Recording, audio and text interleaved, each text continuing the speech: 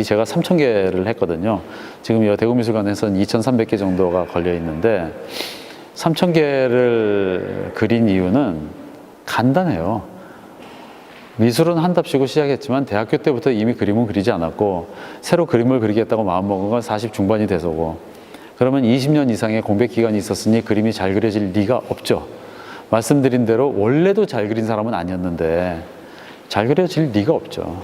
근데 20년 넘게 작가 생활을 했기 때문에 보는 눈은 높아요. 눈과 손의 갭이 너무 크다 보니 짜증이 나서 못 그리겠는 거예요. 내가 너무 못 그려서. 그걸 극복할 수 있는 건 뭐겠어요? 수없이 연습하는 거죠, 뭐. 근데 이걸 큰 그림으로 연습을 하려니까 결과물도 빨리 나오지 않고 돈도 많이 들고 시간도 많이 걸리고 안 되겠는 거예요. 그래서 조그만 거에다가 하루에 몇 개라도 연습을 해봐야겠다. 그렇게 해가지고 그냥 조그만 데다가 그림을 그리기 시작을 하다가 그 방법이 나쁘지 않은 것 같아서 그냥 미친 척하고 1,000개를 주문을 했어요. 1,000개 캔버스를 주문해가지고 옆에다 쌓아놓고 많이 하는 날은 뭐 하루에 한 20개도 그려보고, 물론 또 며칠은 안 하고, 뭐 그렇게 해가지고 하다 보니까 묘하게 10년 동안 3,000개를 그리니까 매일 하루에 한 개씩 그린 것 같은 비슷한 이 숫자가 된 거죠. 그렇게 수없이 그리면서 내 지금의 스타일 같은 게 이제 만들어진 거죠. 너무 오랫동안, 너무 오래는? 10년이면 너무 오래는 아닌가? 하여튼 그 오랜 기간 동안 그거를 그렸는데 그 그림이 처음엔 정말 그 뭐랄까 이게, 처음 시작하는 그 초보의 느낌? 그 진짜 실력이.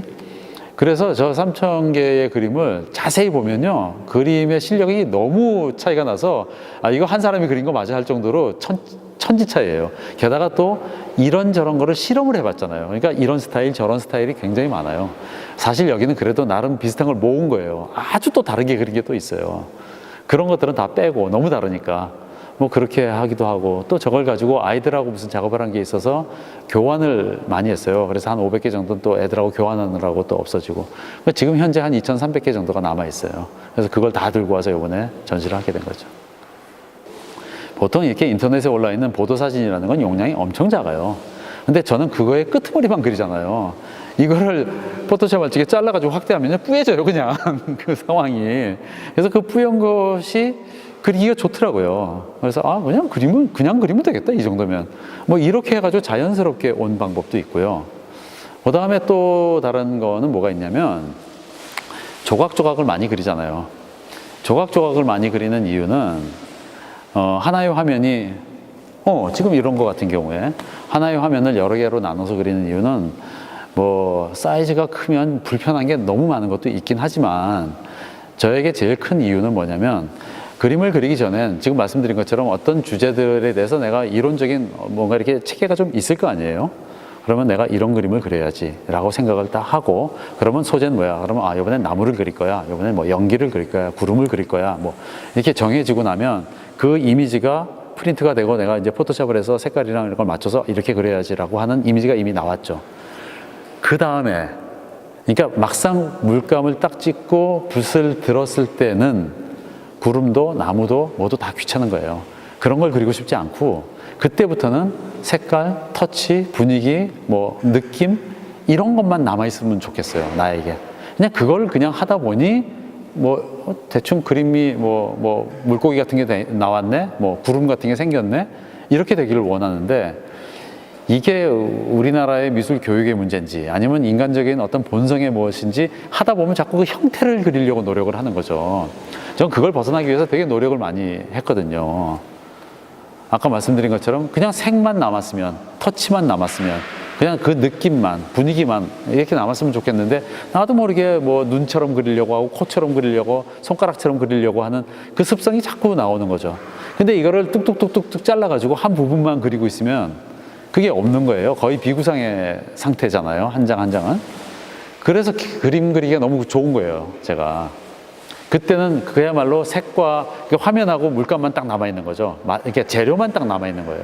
그 재료를 즐기는 것이 되게 기분이 좋아요. 나는 그래요. 다른 분들은 모르겠는데. 그래서 그 즐거움을 즐기기 좋은 방식으로 이렇게 하다가 만들어진 결과물이 이거예요. 근데 결과물이 다른 면에서도 되게 좋은 게 많잖아요, 경제적인 부분에도. 예를 들어서 이 사이즈가 하나다. 캔버스도 너무 비싸고요. 운반하려면 이거 한 장 때문에 트럭 큰 게 와야 되고요. 이거 들어갈 수 없는 집이 대부분이고요. 큰 미술관 이런 데나 아니면 다른 데는 전시도 못 해보고, 제일 큰 문제는 내가 보관하기 너무 어려워요. 지금 제가 말씀드리는 이야기를 하면은 뭐야 아까는 이렇게 말하더니 뭐 이렇게 말씀을 하실지도 모르겠지만, 보도사진 자체가 저에게 중요한 건 아니거든. 한 사건 사건이. 근데 그거를 제가 10년 동안 거의 매일 하루에 몇백 개씩 쳐다보면서 이미지 한 개, 두 개 혹은 뭐 5개씩 골라냈을 거 아니에요. 이걸 10년을 매일같이 보도사진을 보는 사람이 직업이 아니면 거의 없겠죠? 이렇게 보다 보니까 세계에서 벌어지는 일에 대해서 너무 많이 알고 있는 거예요, 내가 일반인에 비해서. 그러니까 뭐 심지어 지금 페루에서 어디에서 뭐가 이렇게 벌어졌는데 뭐 이러고, 뭐 북극 어디에서 뭐 무슨 얼음이 어떻게 됐는데, 그래서 야 어저께 캘리포니아에 산불이 났는데 뭐 모르는 게 없는 거예요. 제가 하도 많이 봐가지고. 그러다 보니까 사건에 대해서 굉장히 관심을 갖게 돼버렸어요. 오히려 거꾸로.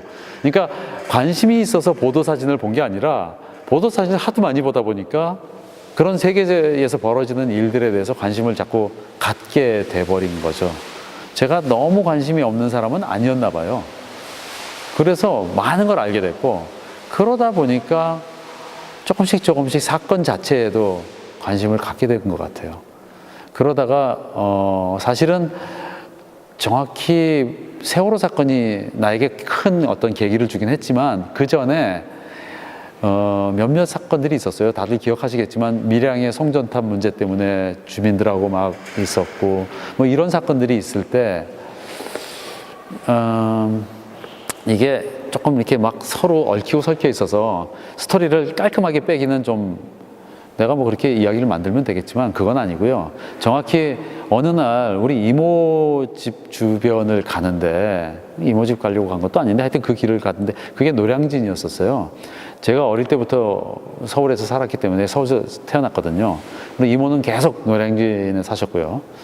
그러니까 노량진을 굉장히 잘 알아요. 어릴 때부터 거기 있었으니까. 60년대, 70년대, 뭐 80년대 다 알고 있는데, 어느 지역이 재개발을 하면서 다 부서져 버렸어요. 가다 보면 여기 다 부서졌네? 이러고 갔는데 그 골목골목은 제가 다 아는 동네거든요. 굉장히 큰 거예요. 그래서 이게 조그만 동네였는데 이렇게 큰 부지가 있었구나 하면서 그냥 텅 비어 있으니까 차를 뜩 세우고 그냥 가서 봤어요, 거기를. 이렇게 봤는데 이게 부서진 집들에서 나온 물건들이 막 널려 있는 거죠, 거기에. 근데 의자들이 부서진 게 쭉 있는 거예요. 근데 갑자기 딱 생각이 난 게, 그 동네에 할머니들이 여름에 되면 이제 집이 덥고 하니까 해질녘만 되면은 나와가지고 그 의자에 쭉 앉아 계셨어요. 뭐 이렇게 얘기도 하고 이러면서. 그래가지고 갑자기 그 할머니들이 기억이 나는 거야. 그래서 이게 그 할머니들이 앉아있던 그 의자인가 하는 생각이 들면서, 그 기억을 놓치고 싶지 않은 생각에 그 부서진 의자들을 다 차에다 실어가지고 갖고 왔어요. 그게 사실은 메모리스케이프의 첫 발단이에요. 근데 그때 사실은 밀양 사건이나 뭐나 이런 것들에 대해서 계속 머릿속에서 한번 가봐? 뭐 이런 생각이 있었거든요. 내가 거기에 뭐 하러 간 게 아니라 가서 뭔가 분위기를 보고 싶은 그런 생각이었었는데, 노량진에서 그 의자를 주워오고 그 옆에 있었던 화분 부서진 것들을 다 주워오고 하면서 내 차에다 가득 실어가지고 갖고 왔거든요. 그러고 나니까 밀양도 가야지 라는 생각이 드는 거죠. 그럼 밀양을 간 거예요. 사실 저는 밀양이 왜 그랬냐면, 제가 서울에서 어린 시절을 보냈지만 5학년 때 부산으로 내려갔거든요. 그러고 난 다음에 27살까지 있었기 때문에 거의 고향이나 다름이 없어요. 그러니까 출신 학교는 초등학교부터 대학까지 다 부산서 다녔으니까. 그러니까 대학 다닐 적에 밀양 친구들이 몇 명 있었거든요. 그래서 그 친구들 때문에 뭐 밀양에 자주 놀러 다니고 이랬던 것들도 있고, 그래서 그 친구들도 생각이 나고, 그래서 지금도 친구가 있어요. 밀양에 있는 그 대학 때 친구들이. 생각도 나고 해가지고 밀양을 간 거죠. 밀양을 가서 송전탑 문제라는 건, 송전탑이 이렇게 몇십 킬로를 걸쳐서 이렇게 띄엄띄엄 있기 때문에 어디를 가야 되지? 이제 어딘지는 알지만 그 중에 어디가 사건이 있는 데인지 뭐 이런 데를 몰라서 어딜 가야 되지? 이러고는 그냥 막연하게 갔어요. 몇몇 뭐 지역을 이제 찾아서 이 중에 뭐 어딘가에는 있겠지. 가보니까 경찰들이 버글버글해서 금방 알겠더라고. 정경차들이 막 있으니까. 이제 거기를 가서 이렇게 보고, 내가 갔을 때는 무슨 사건이 있었던 때는 아니에요. 그 시간적.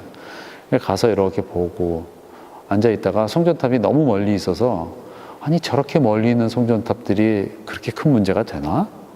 나는 마음속으로 그 주민들 편이었는데 가서 보니까 아니 뭐 저렇게 멀리 있는 것 같고 그렇게 난리지?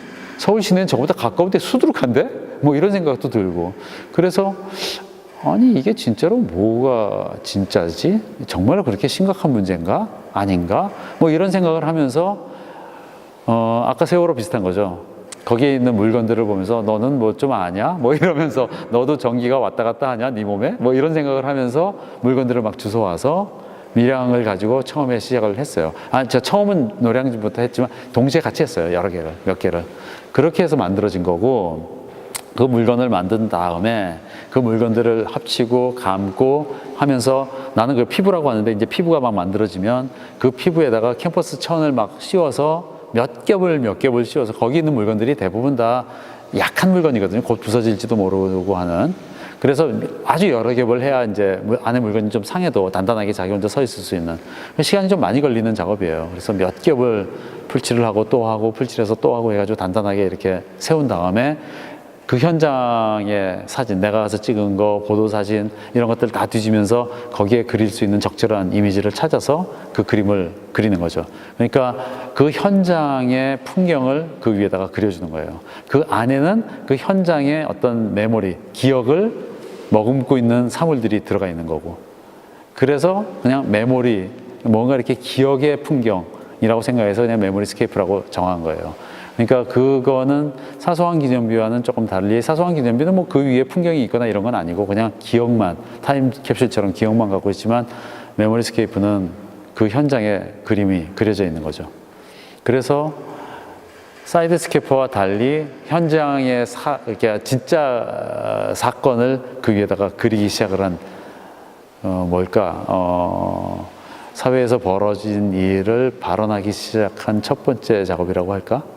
예, 그러면서 잠깐 하다가 그것이 사소한 기념비로 넘어가면서, 그 다음번 이제 또 여쭤보시겠지만, 뭐 지금 하고 있는 뭐 아프리카 문제라든지 이런 아주 현장의 문제로 넘어가는 어떤 계단이 됐던 것 같아요.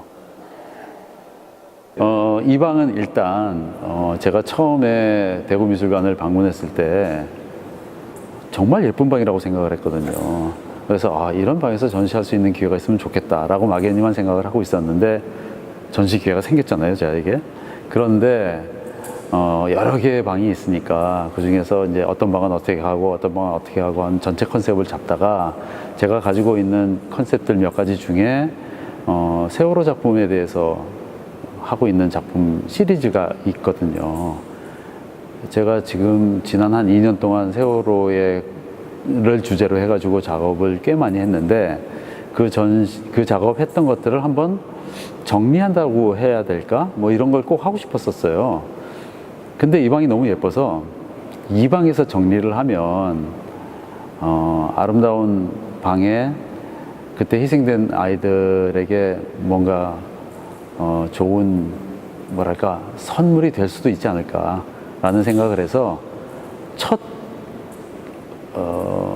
컨셉을 잡을 때 이 방을 세월호 아이들한테 기증해야겠다, 바쳐야겠다, 이런 생각을 했어요. 그래서 이 방은 지금 세월호에 관계되는 작업만으로 채워져 있죠. 그래서 지금 크게 세 가지가 있는데, 큰 페인팅들, 정물화예요. 저에겐 저게 정물화거든요. 저 정물화들은 그 세월호 사건이 났을 때 제가 팽목항에 방문을 해서 거기서 주워왔던 오브제들, 그것을 가지고 사소한 기념비 그리고 메모리스케이프 두 종류의 작업을 하고 있는데, 지금 이 방 안에는 사소한 기념비들을 전시를 하고 있죠. 그 사소한 기념비라고 하는 그 기념비 한 개 한 개를 기념비로도 두지만, 제가 가끔 그거를 정물화처럼 그림을 그리거든요. 그래서 그것이 지금 여기에 걸려있는 정물화이고요. 그 다음에 그 만들어진 물건들, 처음에는 사실 이걸 조각이라고 별로 생각 안 하고 아이들에게 그냥 바치는 기념비라고 생각을 하고 만드는 거라서, 지금도 작품이라고 말하기가 조금 어색한 부분이 있긴 하지만 어쨌든 그 기념비들이 이 바닥에 깔려 있는 조각, 작은 조각처럼 보이는 이것들이고, 그다음에 또 하나는 올여름에 저 작업을 하느라고 정말 더워서 죽을 뻔했는데, 저 작업은 진짜 좋았던 게 뭐냐면, 저런 작업을 하려고 생각을 했는데 저만한 것을 걸 만한 벽이 있는 곳이 없죠. 진짜 없어요. 이런 미술관 아니면 불가능하거든요. 근데 대구미술관에 전시를 하게 됐고 마침 이만한 벽이 있고, 그래서 이 벽은 여기다 꼭 이걸 해야 되겠구나 라고 생각을 하고, 캠퍼스 304개 304개 이러면 이제 좀 감이 빠르신 분들은 뭔가 이렇게 하면서 아시겠죠. 그러니까 거기에 희생된 사람 한 분 한 분들에게 주는 그림이라고 생각을 하고 캠퍼스 304개를 이용을 해서 이제 그림을 그렸는데, 그게 참 공교롭게도요, 38 곱하기 8을 하면은 304개가 딱 떨어져요. 근데 38 곱하기 8 정도 하기에 적절한 벽이 여기에 있는 거예요. 그래서 여기에 딱 맞춰가지고 캠퍼스를 주문을 하고 사이즈를 맞춰서, 그리고 13개의 그림을 그렸어요. 그러니까 캠퍼스는 304개인데 뭐 예를 들자면 어떤 개는 70개가 한 그림이고, 어떤 개는 5개가 한 그림이고, 어떤 개는 뭐 25개가 한 그림이고, 뭐 이렇게 해가지고 13개의 그림이 이 안에 들어가 있습니다. 그리고 그 13개의 그림은 내가 직접 행목항에 내려가서 찍은 사진도 있고, 또 매스컴에서 이렇게 내가 발췌한 그런 사진도 있는데, 가능하면 좀 더 객관적이려고 노력한 부분은 매체들이 보면 약간 우성향, 좌성향이라는 게 좀 있잖아요. 그래서 우성향에서 사용한 사진, 좌성향에서 사용한 사진, 또 내가 직접 가서 찍은 사진, 이런 걸 골고루 섞어서 13개를 골랐어요. 그래서 그런 사진들을 베이스로 해가지고 작품 13개를 그렸고, 그것들을 지금 여기다가 설치를 하는데, 그 그림을 정확히 한 그림 한 그림 거는 게 아니라 13개의 그림이 뒤죽박죽 걸릴 거예요. 지금 제가 한 300개 중에서 한 100개 조금 넘게 걸어놨는데, 지금 저 정도로 내가 윤곽을 잡고, 나머지는 처음에 오신 분들, 그러니까 오프닝 날 오픈식에 오신 분들이 저 그림을 아마 걸어주실 거예요. 그때 걸 때는 이 그림이 어느 그림의 조각인지 이런 거 모르고, 그냥 제 생각엔 세월호에서 희생된 분들 한 분 한 분을 그냥 생각하면서 그 그림을 걸어주셨으면 해요. 그 한 분이 누군지는 우리는 모르지만 그래도 뭔가 영혼의 대화 같은 것이 가능하지 않을까 생각을 하면서 걸어주시면, 그렇게 해서 그림이 완성이 되는데, 당연히 그림은 이미지가 정확치 않고 뒤죽박죽이 되겠죠.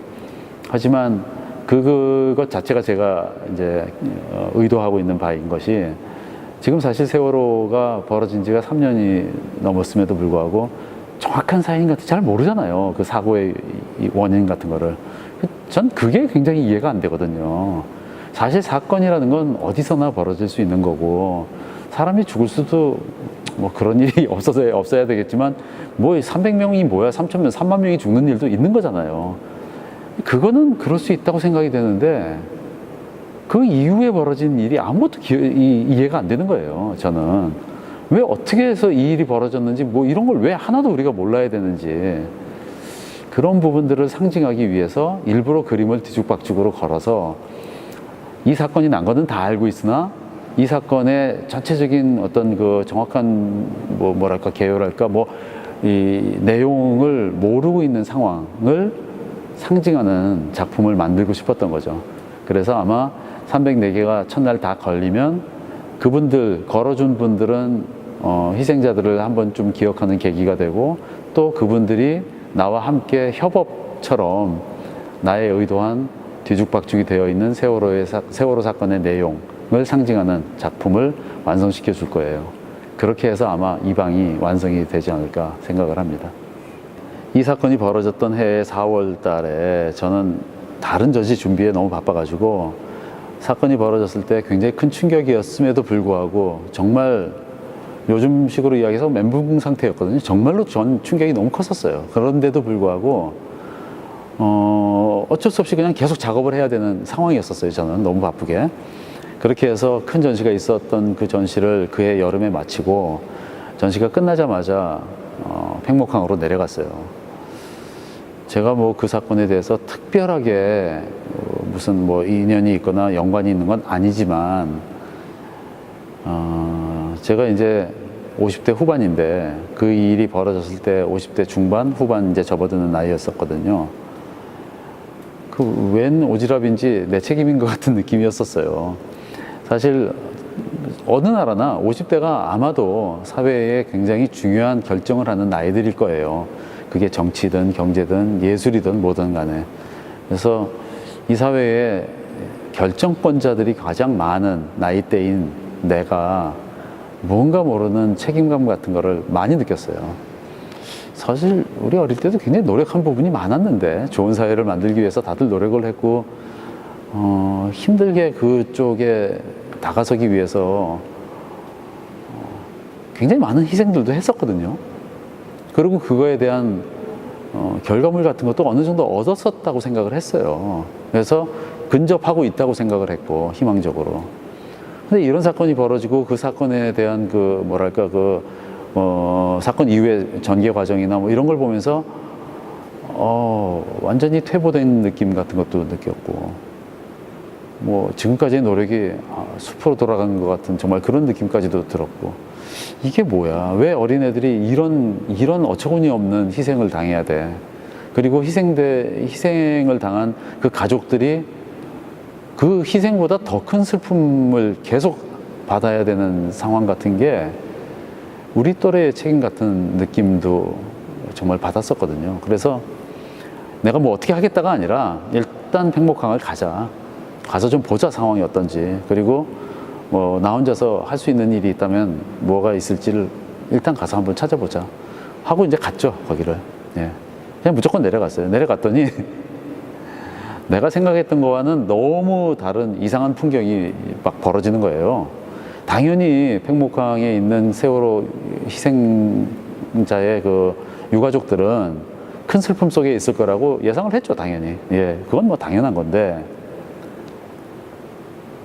그 외에 너무 많은 사람이 있는 거예요, 거기에. 뭐 있을 거라고 생각은 했지만 분위기가 정말 이상해요. 그 유가족의 친지들, 친척들, 친구들 있겠죠. 그 사람들 너무 분주하게 왔다 갔다 하고 있고 사복을 입었으나 눈에 너무나 드러나는 경찰들은 거기서 아무 할 일이 없죠. 경찰은 거기서 친절을 베풀거나 압박을 억압을 하거나 어떤 것도 할 수 없는 입장들이잖아요. 어색하게 거기 서 있는 거예요. 수많은 경찰들이. 그 어슬렁거리고 할 일 없어가지고 어색해하고 있는 경찰들. 그 다음에 나처럼 이제 뭔가 조의를 표하기 위해서 왔던 사람들이겠지만 관광차가 수없이 들어오고 있는 거예요.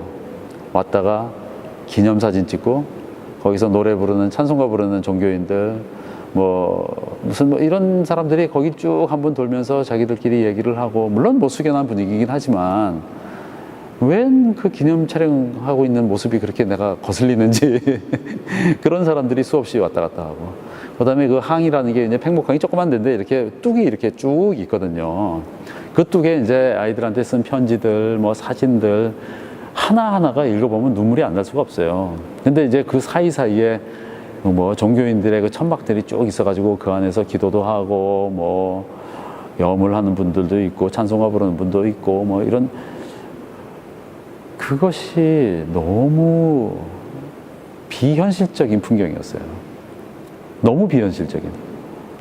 어떻게 보면 그게 걸맞는 건지도 몰라요. 사건 자체가 비현실적이기 때문에 그럴 수도 있을지 모르겠으나 나에게는 엄청난 충격을 주는 비현실적인 그런 상황이었거든요. 그 상황 속에서 나도 이제 그 일원으로 한 명으로 그 뚝에 쭉 앉아가지고 하루 종일 뭐 거기 편지도 읽고 바다도 바라보고 나 혼자 생각도 하고 그러다가 그 다음날 이제 목포에 가서 하루 자고 그 다음날 다시 거기를 들어왔는데 그 분위기에 더 이상 앉아 있을 수가 없어서 그 근처를 이렇게 왔다 갔다 해보니까 바로 근처에 폐쇄된 서망해수욕장이라는 곳이 있었고 거기는 아무도 없었어요. 폐쇄됐기 때문에 사람이 안 왔고 그것 때문인지 옆에 뭐 그냥 뭐 쓰레기들 하며 뭐 바닷가 물건들 뭐 밀려온 무슨 그 해초들 조개 껍데기들 뭐 하여튼 그런 것들이 가득 있는 그런 해수욕장이었지만 나는 되게 좋았던 게 일단 사람이 없고 조용했었어요. 나 혼자 이렇게 앉아 있다가 별별 생각을 다 하고 이러다가 문득 나 혼자서 중얼중얼 하기 시작했던 게 뭐냐면 그 옆에 있었던 조개 껍데기, 돌멩이, 나뭇가지, 뭐 나는 이름도 모르는 그 어촌에서 쓰는 그 물건들, 뭐 버려진 물건들, 부표 뭐 이런 것들, 뭐 그물 쪼가리 뭐 이런 것들 사이에 앉아 있다가 문득 야, 니들은 뭐 좀 봤냐? 왜냐면 내가 그때 처음 갔을 때도 벌써 몇 달이 지났을 때거든요. 사건이 일어난 지가. 그럼 몇 달 동안 기억을 다 하시겠지만 우리나라 사람들은 다 기억하겠지만 세월호 처음 벌어지고 나라가 뒤집어졌잖아요. 그때까지도 뒤집어져 있는 상태였었어요. 그럼에도 불구하고 사건의 개요는 아무것도 모르는 거야. 뭐가 어떻게 된 건지. 근데 그게 궁금하니까 그 생각을 계속 하다가 문득 거기에 있는 조개 껍데기에게 너는 봤지? 도대체 뭐가 어떻게 된 거야? 이런 비슷한 속의 대화를 시작을 한 거죠. 그래서 그냥 거기서 혼잣말로 중얼중얼 이러다가 그래, 얘들은 뭔가를 알고 있을 거야 라고 생각을 하기 시작을 했어요. 보통은 이제 이 사건을 잊지 말자라고 말을 할 때 그 무엇을 잊지 않느냐에 대한 여러 가지가 있을 거 아니에요, 사람마다. 어떤 사람은 이 사건 자체를 잊으면 안 된다 뭐 이렇게 생각을 하겠지만 조금 더 구체적으로 들어가면 애들이 어떻게 어떻게 이게 희생됐는지 혹은 뭐 배가 넘어갔는지 뭐 그냥 파도에 쓸려갔는지 뭐 이런 세세한 것들을 알고 있어야 될 거 아니에요. 이게 지금은 그거 당연히 알지 하지만 10년, 20년이 지나면 그렇지 않을 거예요, 아마. 사람들이 잊어갈 거예요, 조금씩 조금씩. 아마 그것을 증명하기 위한 많은 사람들은 대체로 정확한 증명이라는 것은 수치 같은 것들이죠. 304명이 희생됐다 뭐 이런 식의 수치. 그때 배는 뭐 몇 톤짜리 배였다. 실을 때는 몇 톤까지 실을 수 있는데 뭐 얼마가 초과가 됐다. 뭐 이런 것들이겠죠. 그런 것이 굉장히 정확한 우리에게 증명 같은 걸 해주는 방식일 거예요. 예술가인 나는 그런 거에 밝은 사람은 아니고 또 발다손 치더라도 그건 전문가들이 있는 거고 내가 할 일은 무엇일까라는 것이 거기서 갑자기 생각이 난 거예요. 그래서 지금 옆에 보이는 이 물건들 얘들을 내가 내 식대로 보관을 하자. 그래서 타임캡슐처럼 가지고 있다가 어느 순간 문득 이 사건이 다시 내가 생각이 날 때 얘들하고 무언가를 한번 해보자. 이런 생각을 가지고 그냥 주섬주섬 이 물건들을 주워오기 시작을 했어요. 그러고는 집에 와서 걔들을 쳐다보고 있다가 아무래도 뭔가 해야겠다는 생각을 이제 작업실에서 한 거죠. 그러고는 트럭을 렌트를 해가지고 다시 내려갔어요. 그때부터 이제 큰 물건들을 막 실어왔죠. 큰 거, 작은 거, 뭐 눈에 띄는 걸 이제 막 실어왔어요. 그렇게 5번을 왔다 갔다 했어요.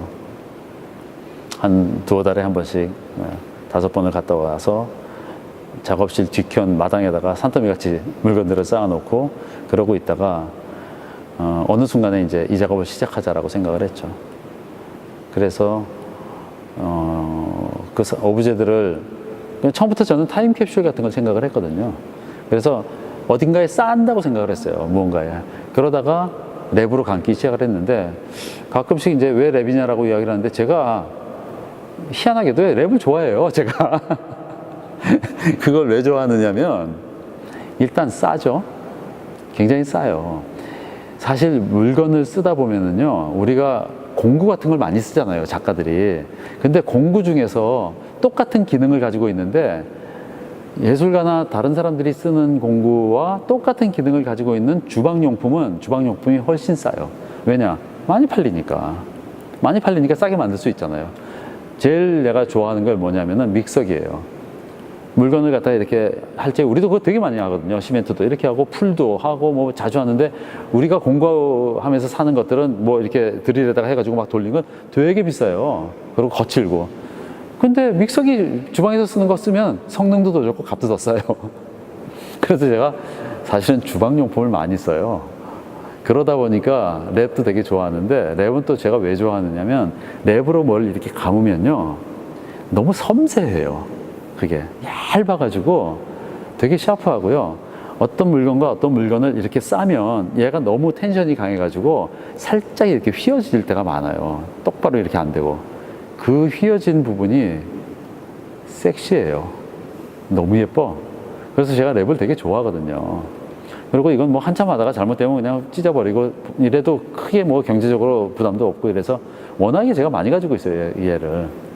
그냥 갖고 있는 거하고 옆에 있는 거를 그냥 묶기 시작을 했죠. 그래서 둘둘둘둘 묶어가지고 이런 모양을 이렇게 좀 보고 뭐 이렇게 하다가 어느 날 아, 이거를 좀 예쁘게 좀 성실하게 좀 감아보자. 한 번도 그래 본 적은 없거든요. 그래서 그걸 감기 시작을 했어요. 그냥 이렇게 막 감고 있는데 이 투명한 랩인 줄 알았는데 어느 순간 색깔이 메탈로 바뀌는 거예요. 전혀 몰랐던 일인데 이게 메탈 같은 느낌을 받으면서 문득 생각이 났던 게 뭐냐면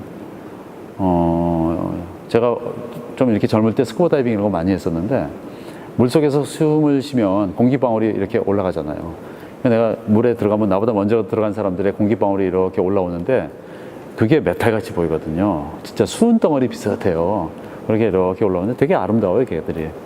그 아름다운 모습이 정확히 머릿속에 있는데 이 오브제들을 감으면서 랩으로 감으면서 갑자기 메탈 느낌이 나는데 그 공기방울하고 오버랩이 되면서 갑자기 물속에서 마지막 숨을 쉬었던 아이들 모습이 떠오르는 거예요.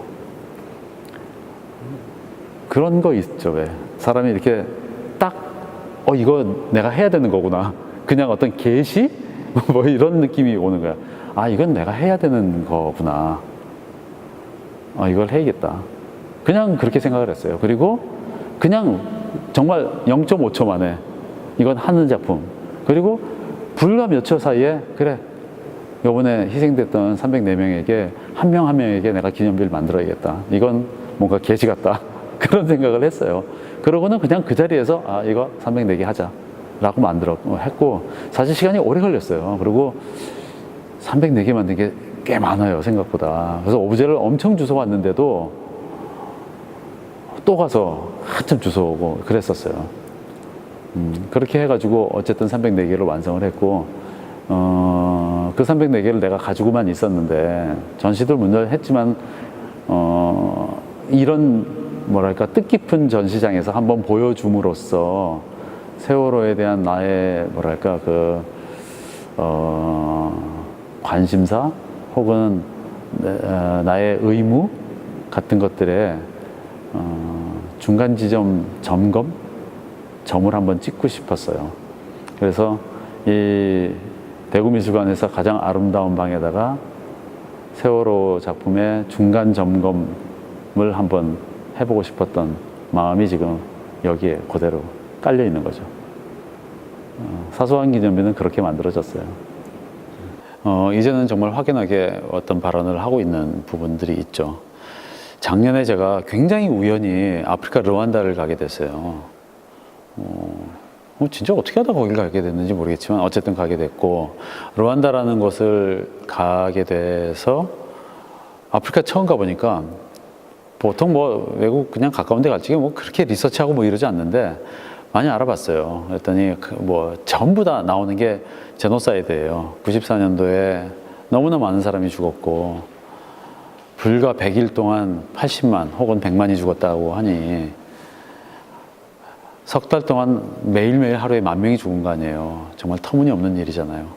그런 나라를 가게 됐는데 막상 가보니까 그냥 이론으로만 알고 있던 거하고 너무 다른 거예요. 너무 끔찍하고 좀 이상한 그 느낌들을 많이 받아서 충격 비슷한 게 있었어요. 근데 지금 현재 르완다의 모습은 되게 좋거든요. 아프리카에서 가장 발전을 많이 하고 있는 나라고 아직 잘 산다고 말할 수는 없으나 옛날에 비하면 뭐 정말 너무 잘 살아져 있고 물론 아직도 시골에 가면 정말 너무 못 사는 표정들이 있긴 하지만 그래도 옛날에 뭐 전 국민의 6분의 1, 7분의 1이 죽을 때하고는 비교가 안 되는 그런 괜찮은 나라임에도 불구하고 직접 가서 봤던 충격은 대단했었어요.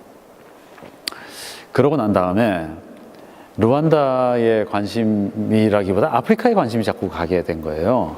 왜냐하면 가서 보니까 아프리카는 국경이라는 게 별로 의미가 없어요. 아프리카는 아직도 종족의 개념이 더 세더라고요. 그래서 바로 밑에 부룬디라는 나라가 있는데 부룬디하고 르완다가 뭐 다른 나라라고 별로 생각도 안 하는 같은 종족들이고 막 이래서 하여튼 그런 아프리카만의 특성이 있었어요. 거기에 그런 것도 있고 그 다음에 곰곰이 생각을 해보니 우리가 뭐 노예에 대한 이야기, 흑인에 대한 차별 이야기 뭐 수없이 많이 하지만 아프리카에 대해서 우리가 뭐가 아는 게 있나 생각을 해보니 너무 모르는 거예요, 진짜. 근데 아프리카 굉장히 큰 대륙이고 또 인류의 기원이 거기잖아요. 내가 되게 놀랬던 게 어느 책을 읽어보니까 지금 이 지구상에 있는 모든 인종이 이러한 차이들이 있어서 이게 따로 분류를 하면 전 세계에 있는 인종 분류 다 한 것보다 아프리카에 있는 흑인 분류가 훨씬 더 종류가 많대요. 그러니까 종류가 그렇게 많은 다양한 인종이 살고 있는 거죠, 그 안에. 근데 우리는 그냥 아프리카인 이러면 새까만 한 사람들처럼 쉽게 생각을 해왔었고, 내가. 예, 그런 것들에 대해서 다시 한번 생각할 수 있는 기회가 된 거죠, 르완다의 여행이라는 것이. 그러고 나서 한국으로 돌아와서 이렇게 뭔가 이렇게 시간이 조금 나면 인터넷 들어가서 그냥 아프리카 치면서 자꾸 이렇게 뭘 쳐다보기 시작을 한 거예요, 제가. 그러다가 어느 날 이제 나는 작가이기 때문에 그런지 모르겠는데 리서치를 하면 이미지, 영상 이런 걸 자꾸 리서치를 해요.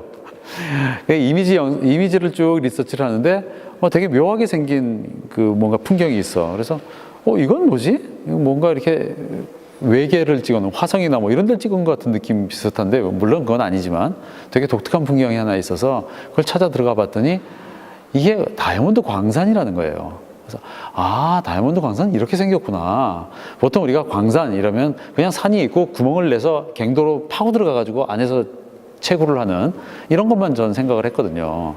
그래서 뭐 받침대가 있어서 그게 무너지면 죽기도 하고 하는 뭐 이런 것들이 나의 광산에 대한 이미지였는데 이거는 어마어마한 구멍을 이렇게 깔때기처럼 파들어가는 거예요. 그래서 이 지름이 뭐 몇백 미터, 뭐 1km, 뭐 무슨 뭐 이렇다는 거예요, 이게. 내가 물론 처음 본 그 광산은 그렇게는 안 생겼었어요. 처음에 내가 이미지 리서치하다가 나온 거는. 그렇지만 어쨌든 그런 형식의 큰 구멍이 나 있는 거죠, 지구에. 이렇게 하는 거구나. 라고 하면서 다이아몬드 광산을 조금씩 리서치를 해서 들어가다 보니 내가 처음 본 거는 지금 여기에 그려져 있는 광산은 그 광산은 아니에요. 그렇지만 어쨌든 내가 처음 본 그 광산은 남아프리카 공화국에 있는 광산이었고 그 광산은 세실 로드라는 영국인이 아프리카 노예들을 어마어마하게 죽여가면서 판 광산이었던 거죠. 그러면서부터 이제 리서치가 그 가지를 뻗기 시작을 해서 약간 산만하게 이렇게 저렇게 막 퍼져나갔는데 글쎄 논문 같은 걸 쓰려면 그런 방식으로 하면은 끝까지 논문을 완성 못할 테니 절대로 해서는 안 될 방식이고 어느 순간에 좋아줘야 되겠죠. 모아줘야 되겠지만 나야 아직 뭐 작가인데 내가 논문 쓰는 것도 아니고 관심 가는 거를 다 찝쩍찝쩍 한번 찾아보자 라고 해서 찾아 들어갔어요. 그래서 말이 길어질 수밖에 없어요. 여러 가지로 이제 갈래가 퍼져서. 그래서 이제 한 갈래가 세실 로드라는 사람이 어떤 사람인가? 1902년도에 죽은 사람이 정확히 1902년인가 잘 모르겠다. 그럴 거예요 아마.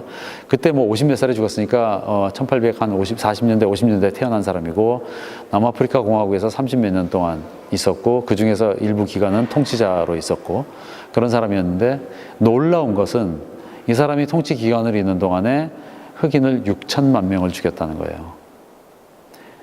처음에 이게 말이 돼? 말도 안 돼. 그러고 다시 또 찾아보고 또 찾아보고. 근데 잘 없어요. 이 자료들이. 한국에 없는 건지 외국에도 잘 없는 건지 여튼 자료 찾기가 너무 힘들어요. 하지만 쭉 찾던 것 중에 몇몇 군데서 발견한 것 대부분 다 통일되게 6천만 명을 죽인 그리고 어디에서는 뭐 20세기, 21세기 뭐 다 통틀어서 이 지구의 최고의 악마 뭐 무슨 이런 식으로 이제 나오는 사람이죠. 근데 나는 이름을 난생 처음 들어본 거예요. 그래서 내가 어떻게 히틀러는 이 지구의 최고의 악마로 그렇게 명성이 높은데 겨우 600만을 죽였는데 그거의 10배를 죽인 세실 로드는 우리가 아무도 모르지? 그래서 여기저기다가 이야기를 해봤어요. 아는 사람이 없어 아무도 한국에서는. 참 이상하다라는 생각을 하면서 두 가지로 또 갈라진 거예요. 왜 세실 로드는 안 유명하고 히틀러는 유명할까? 그리고 어떻게 하면 6천만을 죽일까? 이 두 가지에 대해서 또 파고 들어간 거죠. 그러다가 이제 나온 게 뭐 진화론, 우생학, 뭐 무슨 뭐 그다음에 이제 그걸 또 하다가 보니까 무슨 뭐 악의 평범성에 대한 이야기, 뭐 이런 뭐 또 심지어는 뭐그 스탠포드 대학에 있는 감옥 실험, 뭐 이런 것들이 한 사람이 가질 수 있는 그 악마적 요소들에 대해서 설명해주는 과학적 근거, 혹은 뭐 인류학적 근거, 뭐 이런 것들을 좀 이야기를 하는데, 그것이 명쾌하진 않지만 어쨌든 내가 찾아낸 어떤 것들이고, 이런 것들하고 세실 로드를 연결시키면서 이 사람이 6천만 원을 죽일 수 있는 근거라고 지금도 믿어지진 않지만 어쨌든 그런 거. 그 다음에 왜 히틀러는 600만 죽이고 그렇게 유명인이 됐는데 이 사람은 6천만 원을 죽이고도 별로 안 유명할까라는 이유들은, 보니까 히틀러는 백인들에 가까운 유태인, 돈 많은 유태인을 죽인 거고, 세실 로드는 아무리 밟아도 찍소리를 별로 하지 않는 아프리칸들을 죽인 거고, 그래서 그것이 갖고 있는 역사적인 정말 뭐랄까 그 큰 구멍, 이런 것들에 대해서 알게 됐고, 또 다른 부분에서는 그 이후에 1차 대전, 2차 대전이 벌어지면서 유럽에 있는 많은 나라들이 승전국이 되면서 면죄부를 지들끼리 마음대로 주면서 넘어가 버리고, 패전국이 된 독일이 모든 독박을 혼자 써버린 그런 이상한 역사들 때문에, 이상한 역사라기보다 그 역사 때문에 아프리카에서 벌어졌던 수많은 정말 악행들, 어마어마한 정말 상상을 초월한 악행들이 그냥 독일한테 그냥 깔때기가 돼가지고 다 넘어가 버리고, 그냥 얘들은 흐지부지 승전국으로 넘어가 버린 거예요, 이게.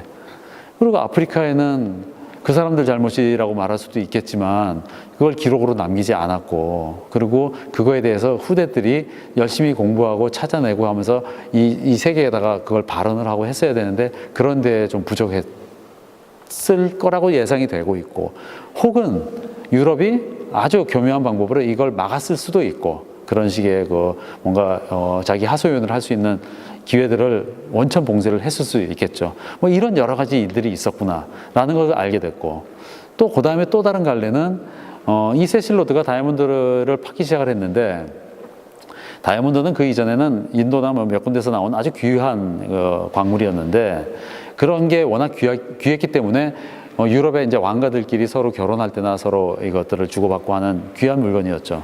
근데 이 사람이 다이아몬드 광산을 어마어마하게 파고 대규모로 시작을 한 다음에 다이아몬드가 무지무지 많이 나온 거예요. 다이아몬드는 전혀 귀한 광물이 아니에요, 실제로. 엄청나게 나온 거예요, 100년 전에, 10년 전에. 근데 이 사람들은 이 세실 로드뿐만이 아니라 이제 회사들을 여러 명을 모아가지고 돈을 모았겠죠, 지들끼리. 그래서 그 돈을 가지고 파기 시작을 했는데, 다이아몬드가 무지무지 나오니까 값이 떨어지잖아요, 이러면. 값을 떨어뜨리기는 싫고. 그래서 이것들을 모아놓고 풀질 않은 거죠. 적절한 그 수준을 유지하면서 풀기 위한 그런 짓을 하기 시작한 거예요. 그게 바로 요즘 나오는 카르텔인 거예요, 이게.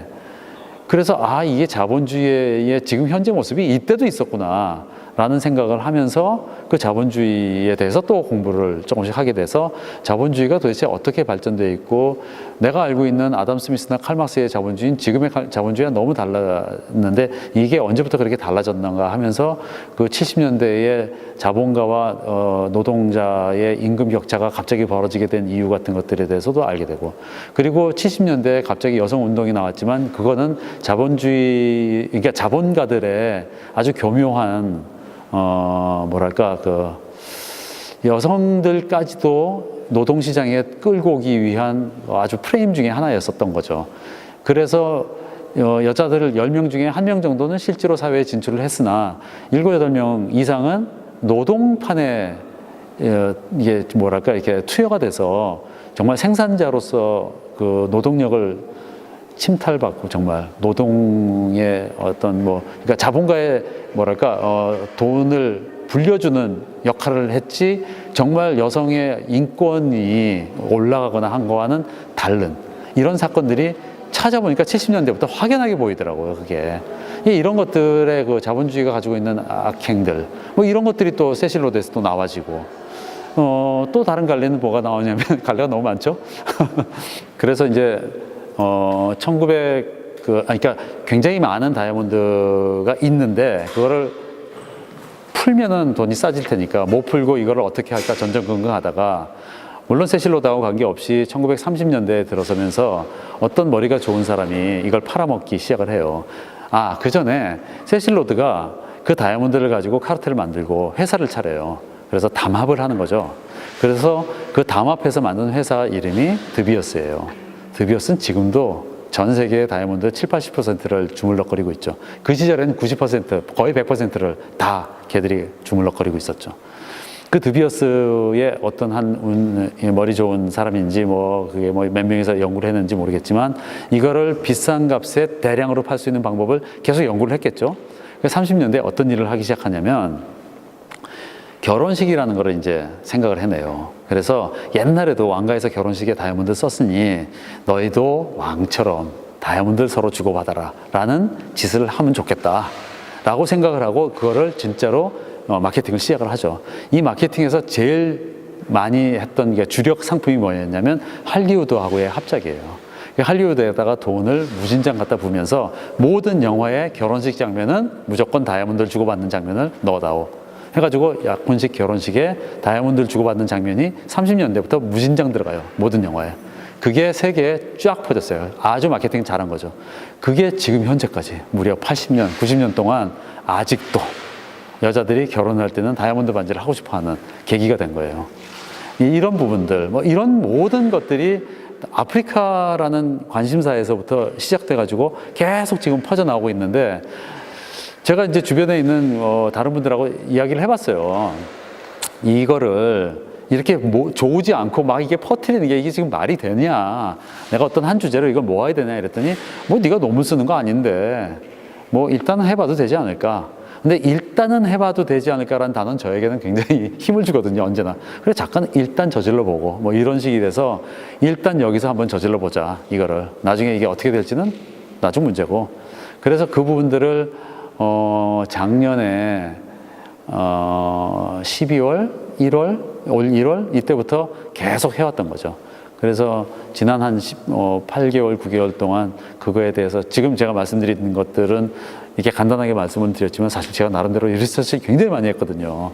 내가 영어가 시원찮으니까 대부분 영문밖에 없어요. 이런 것들이 우리나라에 거의 없어요. 이런 자료들이. 그래서 이제 영문 자료를 찾아서 구글에서 돌리고 이렇게 구글을 이렇게 돌려보고 저렇게 돌려보고 막 돌려보면 이제 평균 값이 나오니까 대략 이게 알 수가 있잖아요. 근데 그렇게도 좀 이상한 거 있으면은 할 수 없이 영국 친구한테 미국 친구한테 보내가지고 이게 이런 뜻이냐 물어보고 이렇게 해가지고 지금 이제 알고 있는 이런 정보들을 얻었고 그거에 관련된 이미지들을 가지고 작업을 만들고 있고 이게 저에게는 이제 앞으로 어떻게 전개될 것인가가 굉장히 흥미진진해요. 사실 작업을 하면서 제가 가장 기쁜 부분은 이런 부분이에요.